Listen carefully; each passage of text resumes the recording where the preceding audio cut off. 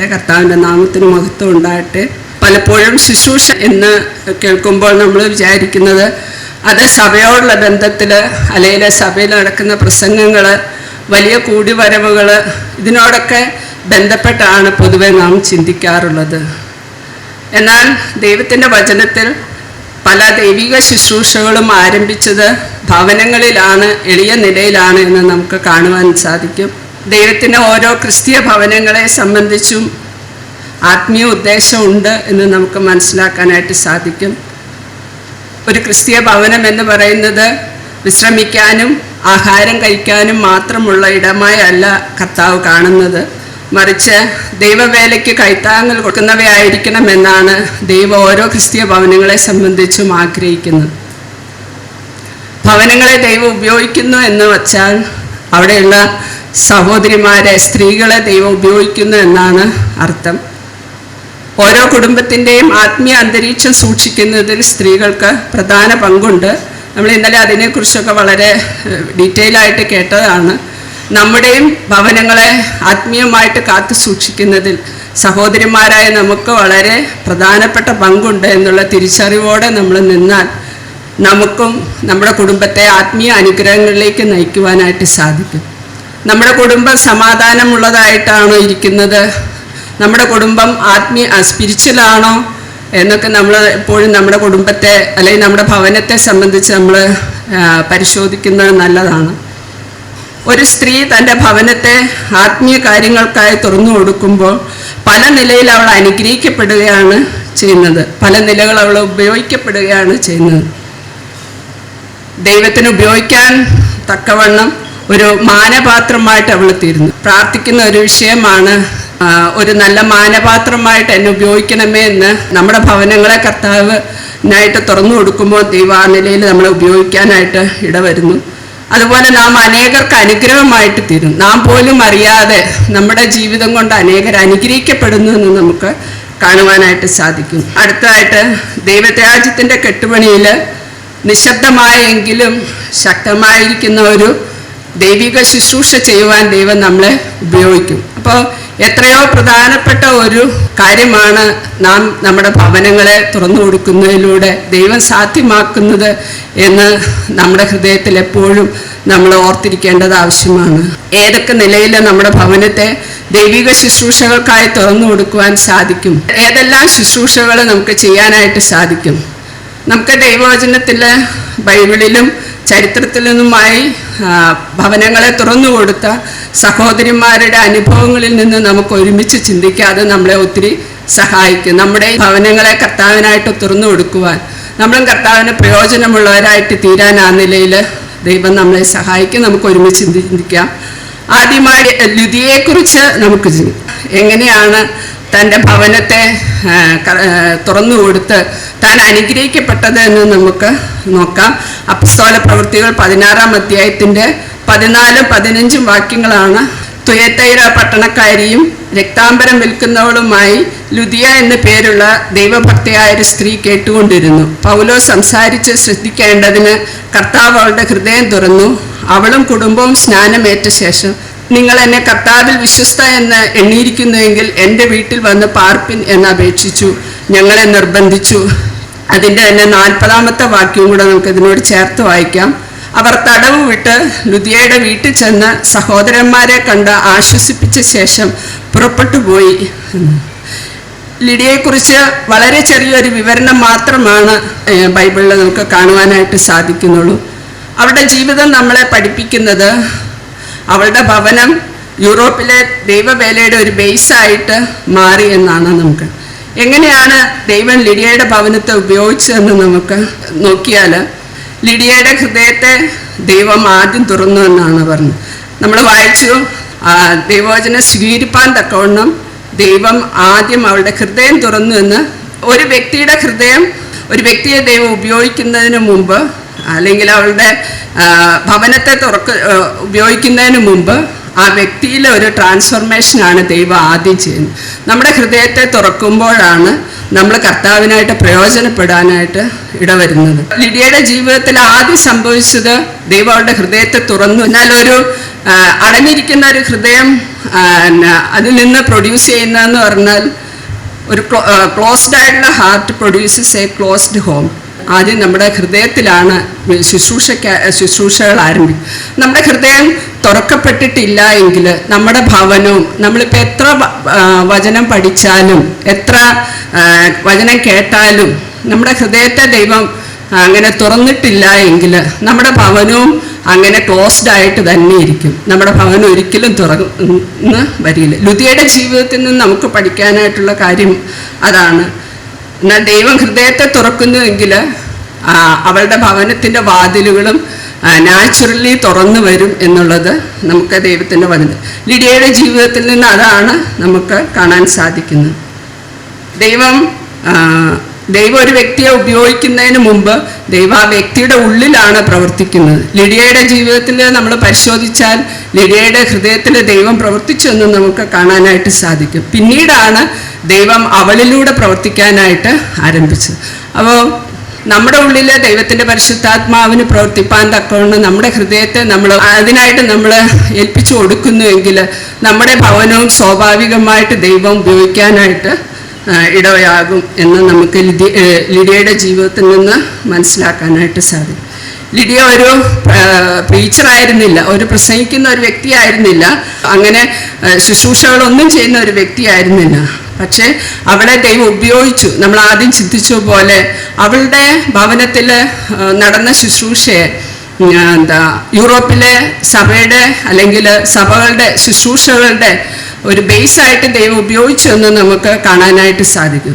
അപ്പോൾ തൻ്റെ ഹൃദയം ദൈവം തുറന്നു, താൻ തൻ്റെ ഭവനം തുറന്നു കൊടുത്തു.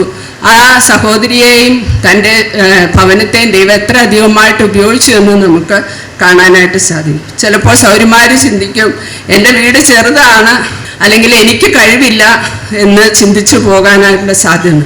ഒരിക്കലും കർത്താവ് നോക്കുന്നത് നമ്മളുടെ വീടിൻ്റെ വലിപ്പമോ നമ്മുടെ കഴിവോ നമ്മുടെ സൗകര്യങ്ങളോ അല്ല, മറിച്ച് നമ്മുടെ ഹൃദയം അതിനായിട്ട് എത്രത്തോളം നമ്മളെ തന്നെ സമർപ്പിച്ചിരിക്കുന്നു എന്നുള്ളതാണ് കർത്താവ് നോക്കുന്നത്. കർത്താവ് ഒരിക്കലും ഒരു പെർഫെക്റ്റ് ഹൗസ് അല്ല നോക്കണം. അതൊരു നിന്റെ വീടിന് എല്ലാ കുറ്റവും തീർന്നതാണോ എങ്കിലും ഞാൻ ശുശ്രൂഷയ്ക്കായിട്ട് ഉപയോഗിക്കാം എന്നല്ല കർത്താവ് പറയുന്നത്. നീ എല്ലാ കുറ്റവും തീർന്ന ഒരു വ്യക്തിയാണോ, പെർഫെക്റ്റ് വുമണാണോ എങ്കിലും ഞാൻ നിന്നെ ശുശ്രൂഷയ്ക്കായിട്ട് ഉപയോഗിക്കാം എന്നല്ല പറയുന്നത്. നമ്മുടെ ഭവനത്തിൽ എന്തെല്ലാം കുറവുകളുണ്ടെങ്കിലും നമ്മൾ കർത്താവിനായിട്ട് നമ്മുടെ ഭവനം തുറന്നു കൊടുക്കാനായിട്ട് നമ്മൾ സമർപ്പിക്കുന്നുവെങ്കിൽ തീർച്ചയായും നമ്മുടെ കുറവുകളെ നോക്കാതെ ദൈവം ഉപയോഗിക്കും എന്നുള്ളത് ലിഡിയയുടെ ജീവിതത്തിൽ നിന്ന് നമുക്ക് കാണാനായിട്ട് സാധിക്കും. ലിഡിയയെക്കുറിച്ച് പറഞ്ഞാൽ അതിനെ നമുക്ക് കമ്പയർ ചെയ്യാൻ സാധിക്കുന്നത്, ഒരു സ്വിച്ച് ഇട്ടാൽ പെട്ടെന്ന് തന്നെ ആ ലൈറ്റ് തെളിഞ്ഞ് ആ മുറിയിൽ പ്രകാശം പരത്തി എന്നതുപോലെ ലിഡിയയുടെ ഹൃദയത്തെ ദൈവം തുറന്നു. അപ്പം തന്നെ നമ്മൾ ആദ്യം വചനത്തിൽ വായിച്ചു പോലെ അവൾ അപ്പം തന്നെ അപ്പസ്തോലന്മാരോട് പറഞ്ഞു, നിങ്ങൾ എന്നെ കർത്താവിൽ വിശ്വസ്ത എന്ന് എണ്ണിയിരിക്കുന്നെങ്കിൽ നിങ്ങൾ എൻ്റെ ഭവനത്തിൽ വന്ന് പാർക്കണമെന്ന്. അതാണ് നമ്മളും ദൈവത്തിൻ്റെ വചനം കേൾക്കുമ്പോൾ നമ്മുടെ ഹൃദയത്തിൽ ആ നിലയിലുള്ള ഒരു പ്രതികരണം നമ്മളിൽ നിന്ന് വരുമ്പോഴാണ് നമ്മളെയും ദൈവം ഉപയോഗിക്കുന്നതെന്ന് നമുക്ക് കാണാനായിട്ട് സാധിക്കും. ലിഡിയ ഒട്ടും തൻ്റെ സമയം കളഞ്ഞില്ല എന്ന് നമുക്ക് കാണാനായിട്ട് സാധിക്കും. നമ്മുടെ ഭവനങ്ങൾ ഒരുപക്ഷെ വലുതായിരിക്കാം, ബ്യൂട്ടിഫുൾ ആയിരിക്കാം, പക്ഷേ നമ്മുടെ ഭവനത്തിൻ്റെ വാതിലുകൾ അടച്ചാണ് വെച്ചിരിക്കുന്നതെങ്കിൽ അതുകൊണ്ട് യാതൊരു ബെനിഫിറ്റും ഉണ്ടാവില്ല എന്നുള്ളത് നമ്മൾ തിരിച്ചറിയണം. നമ്മുടെ ഭവനത്തെ കർത്താവിനായിട്ട് തുറന്നു കൊടുക്കുമ്പോൾ ലിഡിയ എന്ന ഒരു സാധാരണക്കാരിയായിരിക്കുന്ന ഒരു സ്ത്രീയെ, ബിസിനസ്സുകാരിയായിട്ട് തൻ്റെ ദൈനംദിന കാര്യങ്ങൾ ചെയ്തുകൊണ്ടിരുന്ന സ്ത്രീയെ ദൈവം ഉപയോഗിച്ച പോലെ നമ്മളെയും ദൈവം കരങ്ങളിലെടുക്കുകയും തൻ്റെ മാനപാത്രമായി ദൈവവേലയിൽ ഉപയോഗിക്കുകയും ചെയ്യും എന്ന് നമുക്ക് തൻ്റെ ജീവിതത്തിൽ നിന്ന് മനസ്സിലാക്കാനായിട്ട് സാധിക്കും. അടുത്തതായിട്ട് നമുക്ക് ചിന്തിക്കാനായിട്ടുള്ളത് പ്രിസില്ല വിത്ത് അക്വില. അക്വിലാസിനോട് കൂടെ വലിയ ശുശ്രൂഷകളെ ചെയ്യുന്ന ഒരു വ്യക്തിയായിരുന്നു പ്രിസില്ലയുടെ ശുശ്രൂഷ എന്ന് വെച്ചാൽ, അല്ലെങ്കിൽ അവരെ കുടുംബമായിട്ട് അല്ലെങ്കിൽ അവരുടെ ഭവനത്തെ അവരെ ഏൽപ്പിച്ചു കൊടുത്തത് സഭായോഗം അവരുടെ ഭവനത്തിൽ കൂടിയിരുന്നു എന്ന് നമുക്ക് കാണാനായിട്ട് സാധിക്കും. അതുപോലെ അനേകരെ അവരെ വചനം പഠിപ്പിക്കുകയും അനേക ദൈവമക്കളെ ഡിസൈപ്പിൾ ചെയ്യുകയും ചെയ്തു. ശിഷ്യത്വത്തിൻ്റെ പാതയിലേക്ക് ദൈവം അനേകരെ കൊണ്ടുവന്നു എന്ന് നമുക്ക് കാണാനായിട്ട് സാധിക്കും. അപ്പസ്തോല പ്രവൃത്തികൾ 18-ാം അധ്യായം 26-ഉം 27-ഉം വാക്യങ്ങൾ നമ്മൾ ഇതിനോട് ചേർത്ത് ചിന്തിക്കാവുന്നതാണ്. അപ്പം അവരെ ഡിസൈപ്പിൾ ചെയ്ത ധാരാളം പേരുണ്ട്. അതിൽ പ്രധാനപ്പെട്ട ഒരു വ്യക്തിയെക്കുറിച്ച് പേരെടുത്ത് വചനത്തിൽ പറഞ്ഞിട്ടുണ്ട്. നമുക്കറിയാം, അപ്പല്ലോസാണ്. അപ്പല്ലോസ് വളരെ പ്രസംഗിക്കാനൊക്കെ വളരെ വാഗ്വൈഭവമുള്ള ഒരാളായിരുന്നു. പക്ഷെ തനിക്ക് ദൈവവചന സത്യങ്ങളെക്കുറിച്ച് ശരിയായിട്ടുള്ള അറിവില്ല എന്ന് തിരിച്ചറിഞ്ഞ പ്രിയപ്പെട്ടവർ അവരെ തങ്ങളുടെ ഭവനത്തിൽ ചേർത്ത് തന്നെ വചനത്തിലെ സത്യങ്ങളിലേക്ക് നടത്തുകയും അവരെ തന്നെ ശിഷ്യത്വത്തിൻ്റെ പാതയിലേക്ക് നടത്തുകയൊക്കെ ചെയ്തു. പിന്നീട് അപ്പല്ലോസിനെ കുറിച്ച് പറയുന്നത് താൻ വളരെ പ്രയോജനമുള്ളവനായിട്ട് തീർന്നു എന്നാണ്. ദേവദാസന്മാരെ വാർത്തെടുക്കുന്നതിൽ പ്രിസ്കില്ലയും അക്വിലാവും വളരെ അധ്വാനിച്ചു. അതാണ് അപ്പല്ലോസിനെ കുറിച്ച് അങ്ങനെ പറയുവാനായിട്ട് ഇടവന്നത്. തന്നെ പ്രയോജനമുള്ളവരാക്കി തീർത്തതിൽ അക്വിലാസിനും ഉണ്ട്, തുല്യ പങ്കാളിത്തം പ്രിസ്കില്ലയ്ക്കുമുണ്ട്. തൻ്റെ ഭവനത്തിൽ നിർത്തി അപ്പല്ലോസിനോട് ചേർന്ന് ശുശ്രൂഷ ചെയ്യുവാൻ ദൈവം പ്രിസ്കില്ലയെ ഉപയോഗിച്ചു. പ്രിസ്കില്ല ഒരു പക്ഷെ വചനം പഠിപ്പിച്ചിട്ടൊന്നും ഉണ്ടാവില്ല. എന്നാൽ ദൈവത്തിൻ്റെ വചനം പഠിക്കാനായിട്ട് ഭവനത്തിൽ വരുന്നവർക്കെല്ലാ പുറകിൽ നിന്നെല്ലാ സഹായ സഹകരണങ്ങളും ചെയ്തു കൊടുത്തു. പ്രിസ്കില്ല അത് സന്തോഷത്തോടെ ചെയ്തു എന്ന് നമുക്ക് കാണാനായിട്ട് സാധിക്കും. അതുപോലെ പ്രിസ്കില്ലയുടെ ഭവനത്തിൽ റോമലേഖനം 16-ാം അധ്യായത്തിൻ്റെ 5-ാം വാക്യത്തിൽ പറയുന്നത് അവരുടെ ഭവനത്തിലുള്ള സഭയ്ക്ക് ജാതികളുടെ സകല സഭയും നന്ദി പറയുന്നു എന്നാണ്. എന്ന് പറഞ്ഞാൽ എവിടെയെല്ലാം ജാതികളുടെ ഇടയിൽ നിന്ന് ആളുകൾ രക്ഷിക്കപ്പെട്ട് വന്നിട്ടുണ്ടോ, അവിടെ എവിടെയെല്ലാം കൂടിവരവുകളുണ്ടോ, അവരെല്ലാവരും ഈ അക്വിലായെയും പ്രിസ്കില്ലയെയും നന്ദി പറയാനായിട്ട്. അപ്പം അതിൽ നിന്ന് നമുക്ക് മനസ്സിലാക്കാനായിട്ട് സാധിക്കുന്നത് ഓരോ ജാതികളുടെ ഇടയിൽ നിന്ന് ഉയർന്നു വന്ന സഭകളിൽ ഒക്കെ ഇവരുടെ ഒരു സ്വാധീനം, ഇൻഫ്ലുവൻസ് ഏതെല്ലാം സഭകളിലുണ്ടോ ഉണ്ടായിരിക്കും. അതുകൊണ്ടാണല്ലോ ജാതികളുടെ എല്ലാ സഭയും ഇവർക്ക് നന്ദി പറയുന്നു എന്ന് പറയുന്നത്. അക്വില പ്രിസ്കില്ലയും അങ്ങനെ തങ്ങളുടെ ഭവനത്തെ സമർപ്പിച്ചു കൊടുത്തുകൊണ്ട് അവരുടെ ഭവനം ആരാധന നടത്തുന്നതിന് മുഖാന്തരമായിട്ട് തീർന്നു. അതുപോലെ കൂട്ടായ്മയ്ക്കുള്ള ഒരു ഇടമായിട്ട് തീർന്നു. അതുപോലെ ദൈവത്തിൻ്റെ വചനം പഠിപ്പിക്കാനായിട്ട് ഇടമായി തീർന്നു. പ്രിസ്കില്ലയെക്കുറിച്ച് പറയുന്നത് പ്രിസ്കില്ല തൻ്റെ ഭർത്താവിനോട് ചേർന്ന് നിന്ന് ഒരുമിച്ച് നിന്ന് കർത്താവ് അവരെ ഏൽപ്പിച്ച ഉത്തരവാദിത്വം ചെയ്തു. ഒരുപക്ഷെ അക്വിലാസിനായിരിക്കും അതിൻ്റെ നേതൃത്വമൊക്കെ ഉള്ളത്. എന്നാൽ പ്രിസ്കില്ല അതിനെക്കുറിച്ച് പൂർണ്ണ ബോധവതിയായിരുന്നു. എൻ്റെ ഭർത്താവ് ചെയ്യുന്ന ശുശ്രൂഷയിൽ ഞാൻ എന്നാലാകുന്നിടത്തോളം കൈത്താങ്ങൽ കൊടുക്കും. ആ നിലയിൽ തൻ്റെ ഭർത്താവിന് ലഭിക്കുന്ന നന്മയുടെ ഒരു ഓഹരി ദൈവം എനിക്കും തരും എന്നുള്ള നല്ല ബോധ്യം അവൾക്കുണ്ടായിരുന്നു. അവൾ വളരെ കഠിനാധ്വാനം ചെയ്തു. നമുക്കറിയാം, വീട്ടിൽ ധാരാളം ആളുകൾ വരുമ്പോൾ അവർക്ക് ഭക്ഷണം ഉണ്ടാക്കുകയും അവരെ സെർവ് ചെയ്യുക എന്ന് പറയുന്നത് ശ്രമകരമായ ഒന്നാണ്. എന്നാൽ പ്രിസ്കില്ല അത് വളരെ സന്തോഷത്തോടെ ചെയ്തു എന്ന് നമുക്ക് കാണാനായിട്ട് സാധിക്കും. അക്വിലാസിനെയും പ്രിസ്കില്ലയെയും കുറിച്ച് പറയുമ്പോൾ അവരവരുടെ ജീവിതം ഇൻവെസ്റ്റ് ചെയ്തത് ആളുകളിലാണ്, വിശ്വാസികളിലാണ് അവർ ഇൻവെസ്റ്റ് ചെയ്തത്. അതുപോലെ ഈ ശുശ്രൂഷയ്ക്ക് വേണ്ടി അവർ വളരെ ത്യാഗം സഹിച്ചു എന്ന് കാണാനായിട്ട് സാധിക്കും. തങ്ങളുടെ ഭവനത്തിൽ തങ്ങൾക്ക് വേണമെങ്കിൽ സുഖസൗകര്യങ്ങളൊക്കെ തങ്ങളുടേതായ നിലയിൽ അത് ആസ്വദിച്ച് അങ്ങനെ കഴിയായിരുന്നു. ബൈബിൾ ക്ലാസ്സിന് പോവുക, വരിക, പ്രാർത്ഥന മീറ്റിങ്ങുകൾക്ക് പോവുക. പക്ഷെ അതിനേക്കാൾ ഒരു പടി കൂടി ഉയർന്ന് എൻ്റെ ഭവനത്തെ കർത്താവിന് പ്രയോജനമുള്ളൊരു ഇടമായിട്ട് ഞാൻ സമർപ്പിച്ചു കൊടുക്കും എന്ന് പറഞ്ഞ് ആണ് അവർ തങ്ങളെ തന്നെയും തങ്ങളുടെ ഭവനത്തെയും ഏൽപ്പിച്ചു കൊടുക്കും. എത്രയോ അനുഗ്രഹിക്കപ്പെട്ട ഒരു പദവിയിലേക്കാണ് ദൈവം അവരെ കൊണ്ടുവന്നതെന്ന് നമുക്ക് കാണാനായിട്ട് സാധിക്കും. ജാതികളുടെ സകല സഭയും നന്ദി പറയുവാൻ തക്കവണ്ണം ദൈവം അവരെ എത്ര ഓണർ ചെയ്തു എന്ന് നമുക്ക് കാണാനായിട്ട് സാധിക്കും. നാം ചിന്തിക്കുമ്പോൾ നമ്മുടെ ഭവനം നമ്മുടെ തന്നെ സന്തോഷത്തിനും സുഖത്തിനും സൗകര്യങ്ങൾക്കും വേണ്ടി മാത്രമാണ് നമ്മൾ ഉപയോഗിക്കുന്നത്. അതോ നമ്മളതിനെ കർത്താവിന് വേലയ്ക്ക് വേണ്ടി അവൈലബിൾ ആക്കുന്നുണ്ടോ എന്നുള്ളത് നമ്മൾ പരിശോധിക്കണം. പ്രിസില്ലയും അക്വിലാവും നമ്മുടെ മുമ്പിൽ അതിനൊരു പ്രചോദനമായിട്ടിരിക്കുന്നു. ദൈവം നമ്മളെ അതിനായിട്ട് സഹായിക്കട്ടെ. അടുത്തതായിട്ട് ഭവനം തുറന്നു കൊടുത്തതിന് ഒരു നല്ല ഉദാഹരണമാണ് മാർത്തയും മറിയയും. ലൂക്കോസ് 10-ാം അധ്യായം 38 തൊട്ട് 42 വരെയുള്ള വാക്യങ്ങൾ നമുക്ക് ഇതിനോട് ചേർത്ത് വായിക്കാം. പിന്നെ അവർ യാത്ര പോകയിൽ അവനൊരു ഗ്രാമത്തിലെത്തി. മാർത്ത എന്നു പേരുള്ള ഒരു സ്ത്രീ അവനെ വീട്ടിൽ കൈക്കൊണ്ടു. അവൾക്ക് മറിയ എന്ന ഒരു സഹോദരി ഉണ്ടായിരുന്നു. അവൾ കർത്താവിൻ്റെ കാൽക്കൽ ഇരുന്ന് അവൻ്റെ വചനം കേട്ടുകൊണ്ടിരുന്നു. മാർത്തയോ വളരെ ശുശ്രൂഷയാൽ കുഴങ്ങിയിട്ട് അടുക്ക വന്നു. കർത്താവെ, എൻ്റെ സഹോദരി ശുശ്രൂഷയ്ക്ക് എന്നെ തനിച്ചു വിട്ടിരിക്കുന്നതിൽ നിനക്ക് വിചാരമില്ലയോ? എന്നെ സഹായിപ്പാൻ അവളോട് കൽപ്പിച്ചാലും എന്ന് പറഞ്ഞു. കർത്താവ് അവളോട്, മാർത്തയെ മാർത്തയെ, നീ പലതിനെ ചൊല്ലി വിചാരപ്പെട്ടും മനം കലങ്ങിയും ഇരിക്കുന്നു. എന്നാൽ അല്പമേ വേണ്ടൂ, അല്ല ഒന്നു മതി. മറിയ നല്ല അംശം തിരഞ്ഞെടുത്തിരിക്കുന്നു, അതാരും അവളോട് അപഹരിക്കുകയുമില്ല.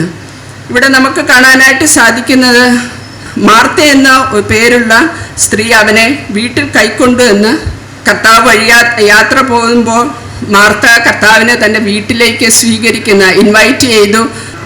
കർത്താവിനെ വീട്ടിലേക്ക് സ്വീകരിക്കുകയും ചെയ്യുന്നു. നമുക്കറിയാം, യേശു കർത്താവിനോട് കൂടെ കുറേ ആളുകൾ ഉണ്ടായിരുന്നിരിക്കും. അവരും കർത്താവിനോടുകൂടെ ആ ഭവനത്തിൽ വന്നിരിക്കും. അങ്ങനെ ആ ഭവനത്തിൻ്റെ തണലിലിരുന്ന് കർത്താവ് കൂടി വന്ന മനുഷ്യരെ വചനം പഠിപ്പിക്കാനായിട്ട് ആ ഭവനത്തെ ഉപയോഗിക്കുന്നതായിട്ട് നമുക്ക് കാണാം. നമ്മുടെയും ഭവനങ്ങൾ ദൈവവചനം പഠനത്തിനായിട്ട് നമ്മൾ തുറന്നു കൊടുക്കുമ്പോൾ പല കാര്യങ്ങളും നമ്മുടെ ഭവനത്തിൽ സംഭവിക്കുന്നുണ്ട്.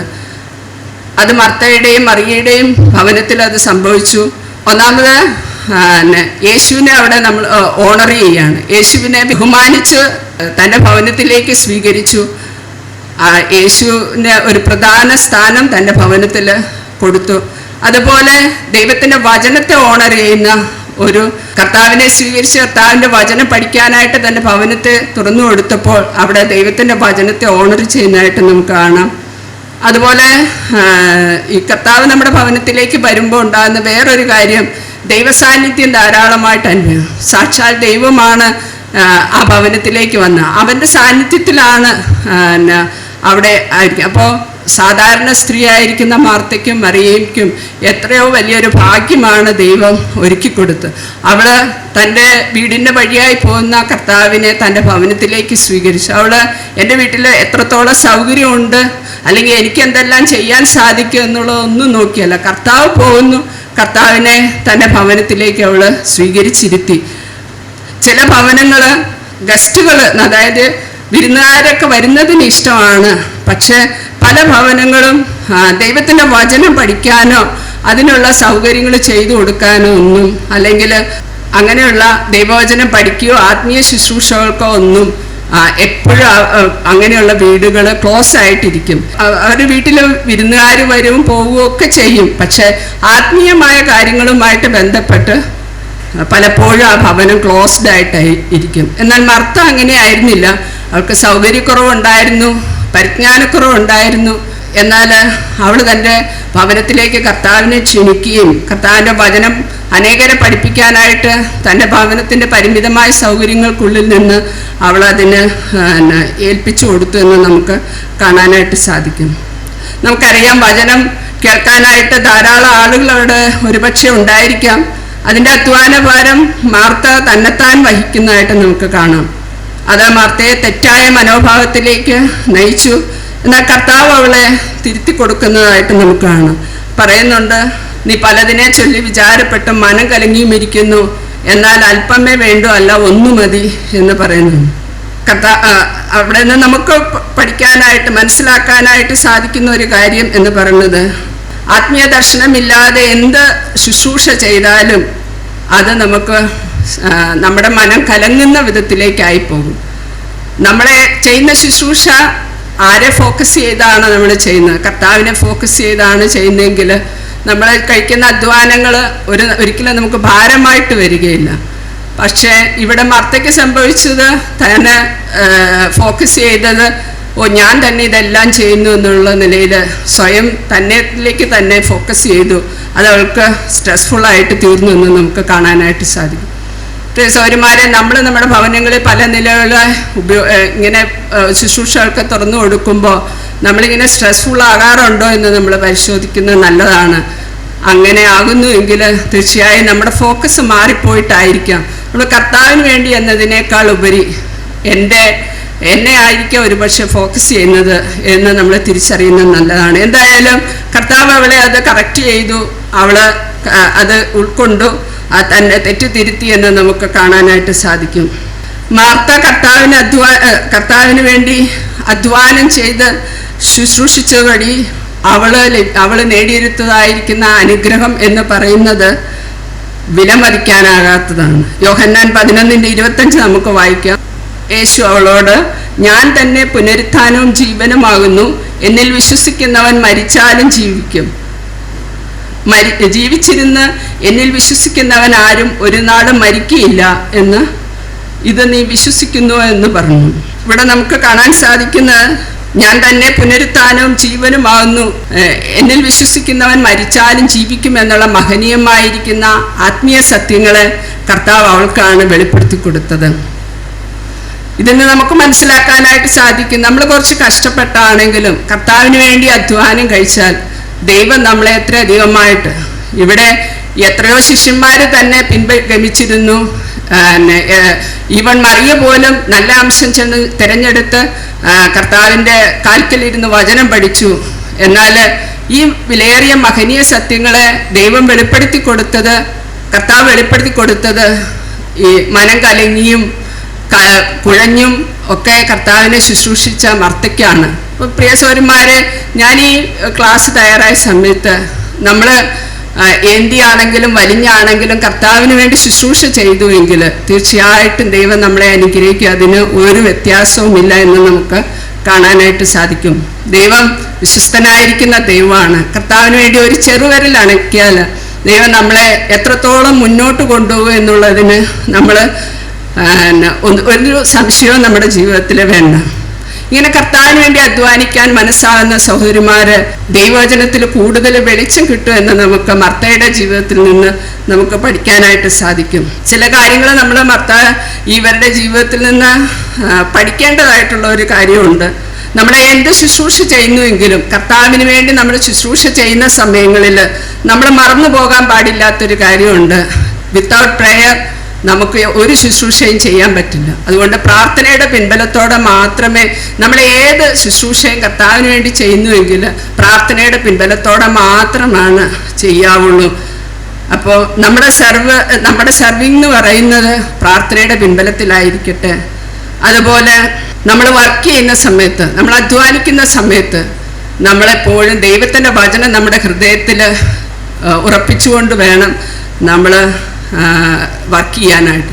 കാരണം കർത്താവിൻ്റെ വചനം കൂടാതെ നമ്മൾ എന്ത് അധ്വാനിച്ചാലും നമ്മൾ മുന്നമേ ചിന്തിച്ചു പോലെ അത് നമ്മൾ തെറ്റായ രീതിയിൽ അത് നമ്മുടെ ഹൃദയം പോകാനായിട്ടുള്ള സാധ്യതയുണ്ട്. അതുകൊണ്ട് ദൈവത്തിൻ്റെ വചനം നമ്മുടെ ഉള്ളിൽ സൂക്ഷിച്ചുകൊണ്ട് വേണം നമ്മൾ എന്ത് ശുശ്രൂഷ കർത്താവിന് വേണ്ടി ചെയ്യുന്നോ അപ്പോൾ ദൈവത്തിൻ്റെ വചനത്തിൻ്റെ പിൻബലത്തിൽ വേണം നമ്മളത് ചെയ്യാനായിട്ട്.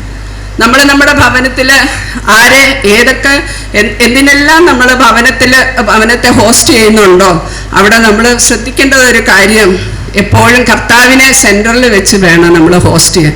ഞാൻ ഈ ചെയ്യുന്നത്, ഈ കടന്നു വന്ന സഹോദരന്മാർക്ക് വേണ്ടി ഭക്ഷണം ഒരുക്കുന്നത്, സഹോദരിമാർക്ക് വേണ്ടി ഭക്ഷണം ഒരുക്കുന്നത്, അല്ലെങ്കിൽ എൻ്റെ ഭവനത്തെ പ്രാർത്ഥനാ മീറ്റിങ്ങിനായി ശുശ്രൂഷകൾക്കായിട്ട് എൻ്റെ ഭവനത്തിൽ ഞാൻ ചെയ്യുന്ന അധ്വാനത്തിന് എപ്പോഴും നമ്മൾ ക്രൈസ്റ്റ് സെൻറ്റേർഡ് ആയിരിക്കും. ഇത് കർത്താവിന് വേണ്ടിയിട്ടാണ് ഞാൻ ചെയ്യുന്നത്, എനിക്ക് വേണ്ടിയിട്ടല്ല, എനിക്ക് പ്രശസ്തിക്ക് വേണ്ടിയല്ല, എനിക്ക് പേരിന് വേണ്ടിയല്ല, എനിക്ക് പ്രശംസയ്ക്ക് വേണ്ടിയിട്ടല്ല എന്ന് നമ്മൾ എപ്പോഴും ചിന്തിക്കണം.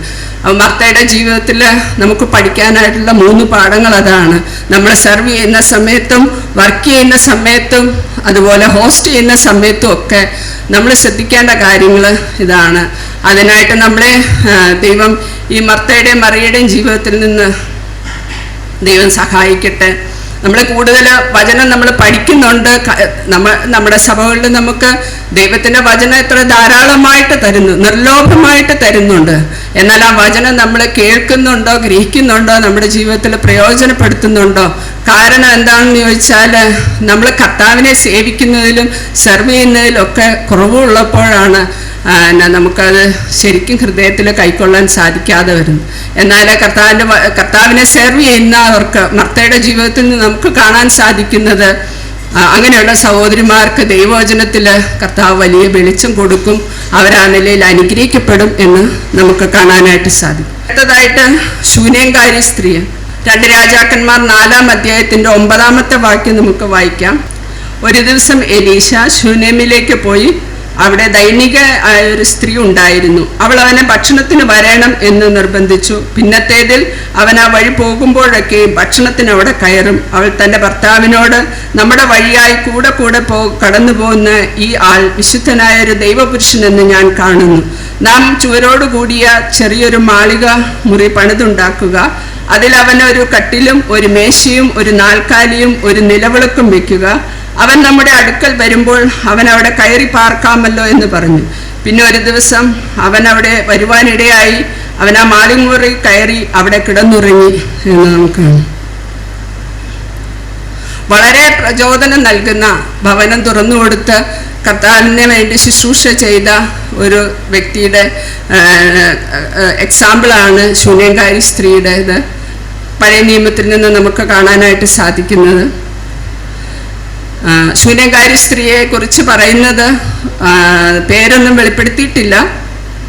അവളൊരു പ്രോഫറ്റസ് ഒന്നും ആയിരുന്നില്ല, പ്രവാചകിയായിരുന്നില്ല, ഒരു പബ്ലിക് ലീഡർ ആയിരുന്നില്ല. എന്ന് പറഞ്ഞാൽ എല്ലാവരും അറിയപ്പെടുന്ന എന്തെങ്കിലും കാര്യങ്ങൾ ചെയ്ത ഒരു വ്യക്തി ആയിരുന്നില്ല. ശൂന്യംകാരി സ്ത്രീയെക്കുറിച്ച് പറയുന്നത് അവളൊരു സാധാരണ സ്ത്രീയായിരുന്നു. പക്ഷേ അവൾക്ക് എക്സ്ട്രാ ഓർഡിനറി നല്ലൊരു ഹൃദയമുള്ളൊരു വ്യക്തിയായിരുന്നു. അസാധാരണമായി കർത്താവിനെ സ്നേഹിക്കുകയും കർത്താവിന് വേണ്ടിയിട്ട് നിലനിൽക്കുകയും ചെയ്ത ഒരു വ്യക്തിയായിരുന്നു ശൂന്യംകാരി സ്ത്രീ. അവളെക്കുറിച്ച് നമുക്ക് കാണാൻ സാധിക്കുന്നത് അവള് ആത്മീയ കാര്യങ്ങളിൽ സൂക്ഷ്മതയുള്ള ആളായിരുന്നു.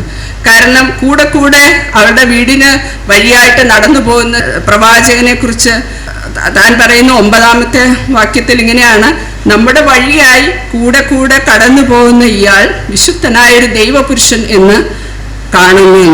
ഒരു പക്ഷേ അവളുടെ കൂടെ അവളുടെ അടുത്തുള്ള ആളുകൾ ഈ എലീശയെ ഒരു പക്ഷെ വെറും ഒരു യാത്രക്കാരൻ, വഴി കൂടെ നടന്നു പോകുന്ന ഒരു യാത്രക്കാരനായിട്ടായിരിക്കാം ഒരു പക്ഷെ കണ്ടത്. എന്നാൽ ശൂന്യംകാരിയുടെ ദൃഷ്ടിയിൽ തന്നെ വെറും ഒരു യാത്രക്കാരനായിരുന്നില്ല, മറിച്ച് തന്നെക്കുറിച്ച് താൻ പറയുന്നത് ഇയാൾ വിശുദ്ധനായൊരു ദൈവപുരുഷൻ എന്നാണ്. അപ്പോൾ ഒരു വ്യക്തി, അതാണ് ഞാൻ ആദ്യം പറഞ്ഞത്, ശൂന്യംകാരി സ്ത്രീ ആത്മീയ കാര്യങ്ങളിൽ സൂക്ഷ്മതയുള്ളവളായിരുന്നു എന്ന് പറഞ്ഞത്. ഈ നടന്നു പോകുന്ന വ്യക്തി സാധാരണക്കാരനല്ല, ആത്മീയമായിരിക്കുന്ന ശുശ്രൂഷയിൽ, ദൈവവേലയിൽ താന് ഒരു വലിയ ശുശ്രൂഷ ചെയ്യുന്ന വിശുദ്ധനായൊരു മനുഷ്യനാണ് എന്ന് താന് തിരിച്ചറിഞ്ഞു എന്ന് നമുക്ക് കാണാം. ശൂന്യംകാരി സ്ത്രീക്ക് നല്ല ഡിസേൺമെൻ്റ് ഉള്ള ഒരാളായിരുന്നു. ഓരോ വ്യക്തികളെക്കുറിച്ചും സാഹചര്യങ്ങളെക്കുറിച്ചൊക്കെ അവരെ വിവേചിക്കാനും അവരുടെ ശ്രേഷ്ഠതയൊക്കെ മനസ്സിലാക്കാനുള്ള ഒരു കഴിവ് ശൂന്യംകാരി സ്ത്രീക്കുണ്ടായിരുന്നു. നമുക്കറിയാം, നമ്മൾ ആദ്യം പറഞ്ഞ പോലെ ശൂന്യംകാരി സ്ത്രീ ഒരു സാധാരണ സ്ത്രീ ആയിരുന്നു. പക്ഷെ അവളുടെ ഹൃദയം അസാധാരണമായ നിലയിൽ ആത്മീയമായിരിക്കുന്ന ഒരു വളർച്ചയുള്ള ഒരു സ്ത്രീയായിരുന്നു. താൻ മനസ്സിലാക്കിയത് വിശുദ്ധനായൊരു ദൈവപുരുഷനാണ്. അങ്ങനെയുള്ള ആ ദൈവദാസനെ എൻ്റെ ഭവനത്തിലേക്ക് വിളിച്ച് അദ്ദേഹത്തിന് റെസ്റ്റിംഗ് പ്ലേസ്, അല്പം വിശ്രമിക്കാനായിട്ടുള്ള ഒരു സ്ഥലം, സൗകര്യം ഉണ്ടാക്കി കൊടുക്കണം എന്ന് തൻ്റെ ഹൃദയത്തിൽ തനിക്ക് തോന്നി. അങ്ങനെ തന്നെ തൻ്റെ ഭർത്താവിനോട് പറയുകയും ഭർത്താവിൻ്റെ അനുവാദത്തോടെ ഭർത്താവ് അവളുടെ താല്പര്യങ്ങളെ മാനിച്ച് ഉണ്ടാക്കി കൊടുക്കുകയും ചെയ്തതെന്ന് നമുക്ക് കാണാനായിട്ട് സാധിക്കും. വാസ്തവത്തിൽ അവിടെ സെർവ് ചെയ്തത് ആരെയായിരുന്നു? ഈ വിശുദ്ധനായൊരു ദൈവദാസനെ ആയിരുന്നു, ഒരു പ്രവാചിനിയായിരുന്നു. ശരിക്കും അവൾ സെർവ് ചെയ്തത് ഒരു ദൈവദാസനെ ആയിരുന്നു, പക്ഷെ അവൾ സെർവ് ചെയ്തത് ശരിക്കും ദൈവത്തെ തന്നെ ആയിരുന്നു എന്ന് നമുക്ക് കാണാനായിട്ട് സാധിക്കും. അപ്പോൾ ദൈവദാസന്മാരെ സെർവ് ചെയ്യുന്നതിലൂടെ അവരെ സേവിക്കുന്ന ദൈവത്തെ തന്നെയാണ് നമ്മൾ നമ്മുടെ ഭവനത്തെ അങ്ങനെ ദൈവദാസന്മാർക്കായി തുറന്നു കൊടുക്കുമ്പോൾ അതിലൂടെ ദൈവത്തെ തന്നെയാണ് സേവിക്കുന്നതെന്ന് നമുക്ക് ശൂന്യംകാരിത്തി സ്ത്രീയുടെ ജീവിതത്തിൽ നിന്ന് മനസ്സിലാക്കാനായിട്ട് സാധിക്കും. മത്തായിയുടെ സുവിശേഷം 10-ാം അധ്യായം നമുക്കിതിനോട് ചേർത്ത് വായിക്കാം.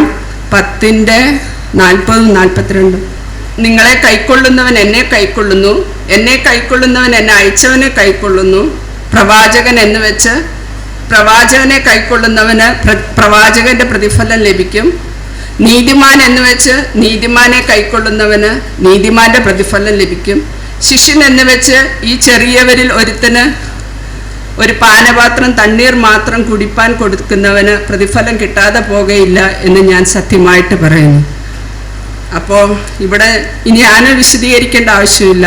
നമ്മൾ പ്രവാചകൻ എന്ന് വെച്ച് പ്രവാചകനെ കൈക്കൊള്ളുന്നവന് പ്രവാചകന്റെ പ്രതിഫലം കിട്ടുമെന്നാണ്. പ്രവാചകന് എന്ത് പ്രതിഫലമാണ് ദൈവസന്നിധിയിൽ നിന്ന് ലഭിക്കുന്നത്? ആ പ്രതിഫലം തന്നെ നമുക്കും കിട്ടും. നീതിമാനം എന്ന് വെച്ച് നീതിമാനായ മനുഷ്യനെ നമ്മുടെ ഭവനത്തെ കൈക്കൊണ്ടാൽ ആ നീതിമാൻ എന്ന നിലയിൽ അദ്ദേഹത്തിന് ലഭിക്കുന്ന പ്രതിഫലം എന്തോ അത് തന്നെ നമുക്കും ലഭിക്കും.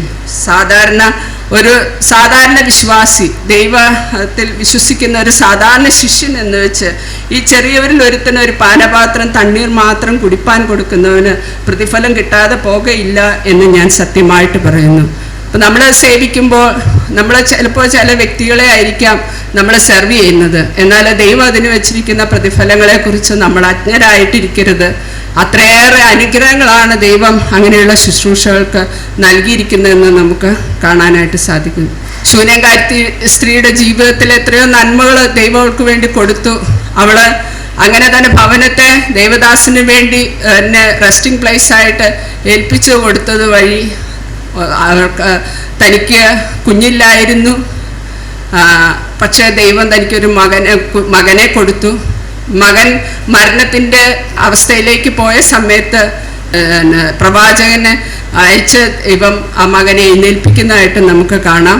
അതുപോലെ തൻ്റെ ക്ഷാമകാലം വന്ന സമയത്ത് തന്നോട് ക്ഷാമമില്ലാത്തൊരിടത്തേക്ക് പോയി സ്വസ്ഥമായിട്ടിരുന്നുള്ളൂ എന്ന് പറഞ്ഞു.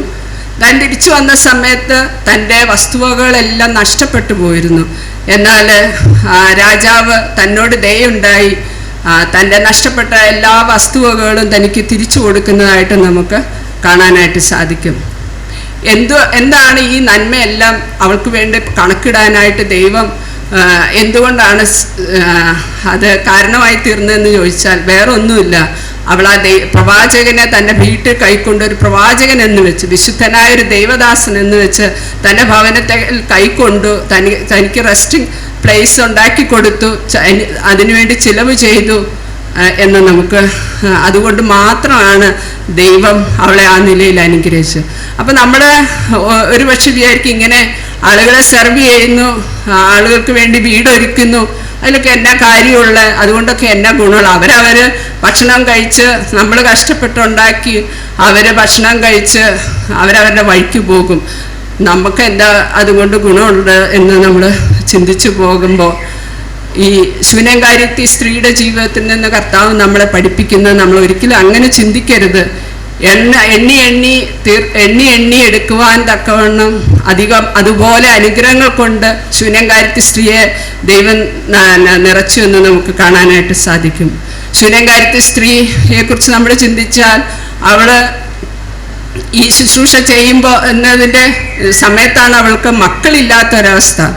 അപ്പം മക്കളില്ലാത്തൊരവസ്ഥയിൽ സ്വാഭാവികമായും അന്നത്തെ കാലത്ത് ആണെങ്കിൽ പോലും കുഞ്ഞുങ്ങളില്ല. ഇന്നും വിഷമാണ്. എന്നാൽ അത്രേ മുന്നോട്ട് പോകുമ്പോൾ ആ കാലങ്ങളിൽ കുഞ്ഞുങ്ങളില്ലാത്ത സ്ത്രീകളെ സംബന്ധിച്ച് വളരെ ഹൃദയവേദനയുള്ള സമയങ്ങൾ.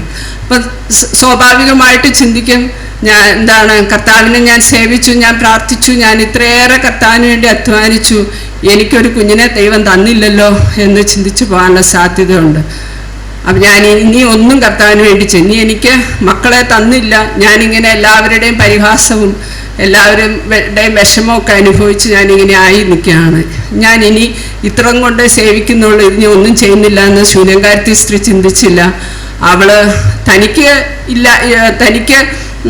തൻ്റെ ആഗ്രഹങ്ങൾ നിറവേറിയില്ലേ, സാരമില്ല, ദൈവത്തെ ഞാൻ ഇനിയും എൻ്റെ ജീവിതം കൊണ്ട് സേവിക്കുമെന്ന് വിളിച്ചു. അവൾക്ക് ഒരു സ്പിരിച്വൽ ഡിസേൺമെന്റ് ഉണ്ടായിരുന്നു. ഈ പോയ മനുഷ്യൻ ഒരു ദൈവദാസനാണ്, അത് എന്തെങ്കിലും തനിക്ക് ലഭിക്കുമെന്ന് വിചാരിച്ചല്ല ശൂന്യകാരിത്തി സ്ത്രീ അതാ ചെയ്തത്. എന്നാൽ ദൈവം അവളുടെ ഹൃദയത്തെ കണ്ടു, അവളുടെ ജീവിതത്തെ എത്ര അധികമായിട്ട് അനുഗ്രഹിച്ചു എന്ന് നമുക്കാണ്. നമ്മളും കർത്താവിൻ്റെ വേലയ്ക്ക് വേണ്ടി നമ്മളുടെ ഭവനത്തെ തുറന്നു കൊടുക്കുമ്പോൾ നമ്മൾ ഒരിക്കലും ചിന്തിക്കാത്ത നിലയിൽ സ്വർഗത്തിലെ ദൈവം നമ്മളെ അനുഗ്രഹിക്കും.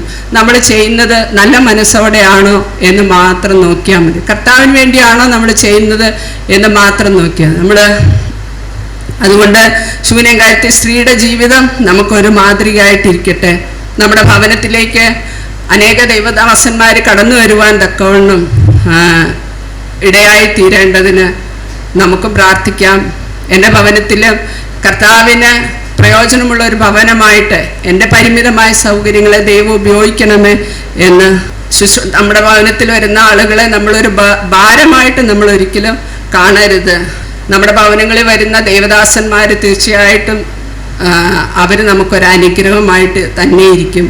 യഥാർത്ഥമായ ശുശ്രൂഷ എന്ന് പറയുന്നത്, ഭവനങ്ങളിൽ യഥാർത്ഥമായ ശുശ്രൂഷ നമ്മൾ ചെയ്യുക എന്ന് പറഞ്ഞത് എന്തെങ്കിലും തിരിച്ചു കിട്ടും എന്ന് നമ്മൾ പ്രതീക്ഷിച്ചുകൊണ്ടായിരിക്കരുത്, മറിച്ച് അത് സാക്രിഫിഷ്യലായിരിക്കണം.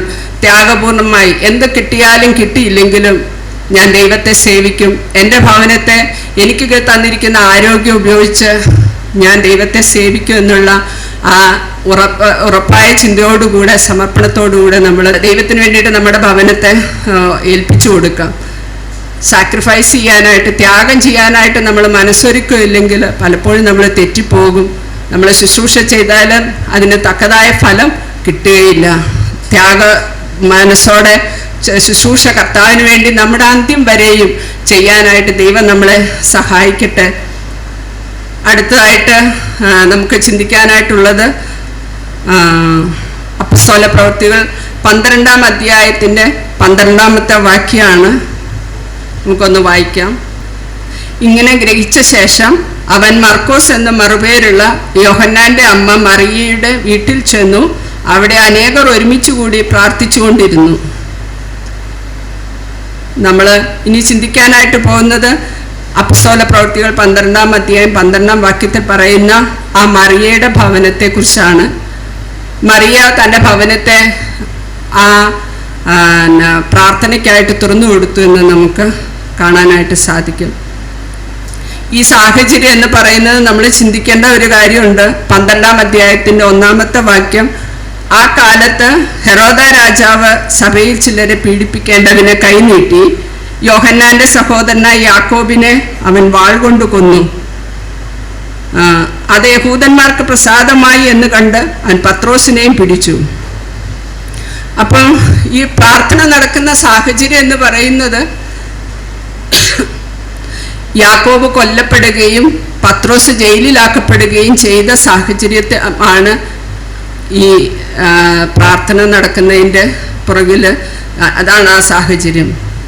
വിശ്വാസികൾക്ക് നേരെ പീഡനം അഴിച്ചുവിട്ടിരിക്കുന്ന സമയം ഭയം ഹേതുവായിട്ട് വിശ്വാസികൾ തന്നെ, അതായത് പത്രോസും യാക്കോബും ഒക്കെ ഉണ്ടായിരുന്ന അവരിങ്ങനെ യാക്കോബ് കൊല്ലപ്പെട്ടു, പത്രോസാണെങ്കിൽ ജയിലിലാക്കപ്പെട്ടു.